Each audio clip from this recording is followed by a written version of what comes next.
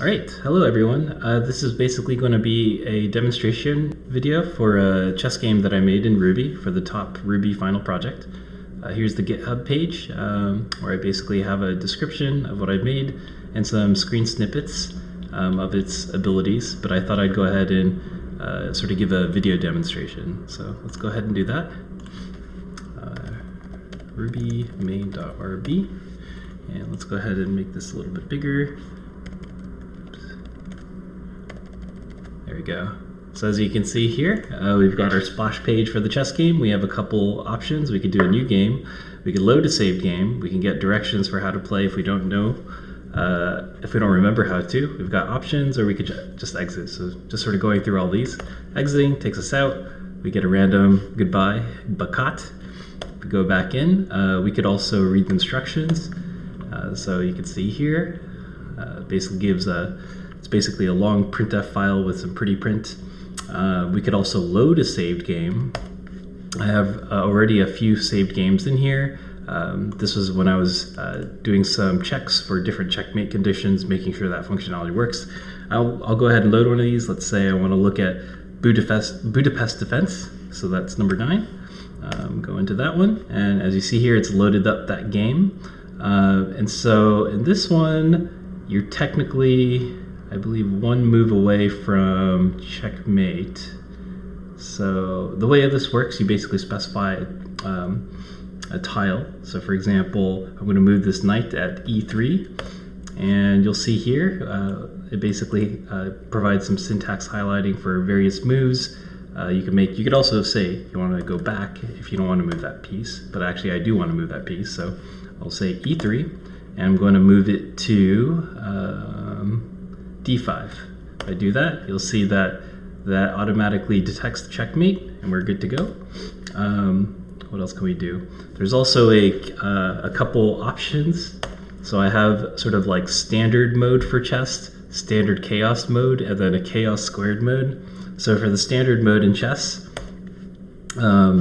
if you load that one and start a new game, it basically will scramble up these pieces sort of in their mustard positions. So it's a little bit of chaos, just a little bit of randomness introduced for fun into the game. So I think that's kind of fun, right?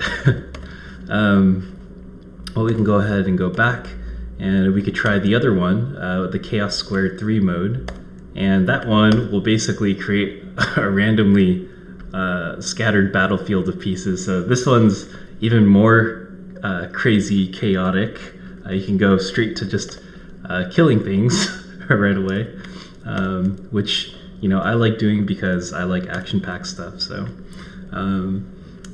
if you want to, you have something called print move log. So if you're forgetful like me, you could enter that one. It'll tell you what moves you've made. I've only made 2 moves in this one, but let's say we've loaded a game such as the Budapest defense. So we can go ahead and print the move log for that one. And you can see basically all the moves leading up to this point here. Okay, I think that's pretty much it. The only one I haven't showed you is basically going directly to a new game. It just loads a simple board like this. And basically, you know, you just do your generic moves. I guess I could basically show you also that the check mechanism does work. So let's go ahead and do that. Let's just move d6 up to d4. Let's move d1 down to d3, and then, oops, actually, you know what? I wanted to move the bishop out so I could check the king. So let's go ahead and move b7 out to the side, a5, and then e1 down, e3. Let's go ahead and just have d4, move to e3, kill that pawn. And then, okay, let's put player 1 in check. So that would be f0, move him down to b4. You'll see now we have to protect our king because he's been checked. So I'm going to try to move the king out. He'll still be in check, but I'm going to move him from e7 over to d6. And you'll see that's invalid selection because the king is still checked. So we have to actually save him from that check condition. So instead, what I'm going to do Oh, you know what? Yeah, okay, back still works. So what I'm going to do instead is I'm going to move the queen from d7 to d6, and there we go. Now we're out of a check condition. So I think that pretty much gives a good rundown of this game. I still need to implement basically a simple AI.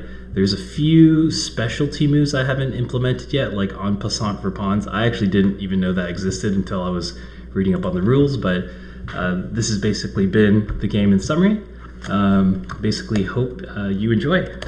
It was a lot of fun building this. All right, bye.